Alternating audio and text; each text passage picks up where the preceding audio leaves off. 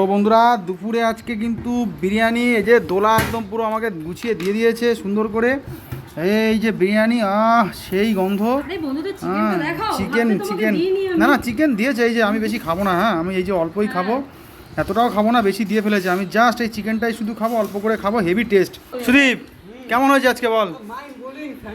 Fine blowing fantastic. এই যে নাকি বন্ধুরা ইংলিশে একদম পুরো ও, এটা পুরো তুই ফুড ব্লগার রিভিউ দিচ্ছিস তো? হ্যাঁ এই যে আরে লোকে বলবে যে ভালো বলছে, কারণ তাতে আবার পরের দিন ডাকে।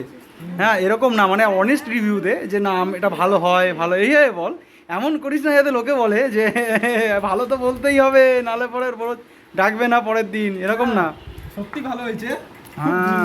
হ্যাঁ একদম খুব ভালো বানায় দোলা। হ্যাঁ বন্ধুরা এই যে দারুণ বিরিয়ানি, যারা যারা খেয়েছে তারা জানে, তারা অবশ্যই কমেন্ট করবে এটা দেখে।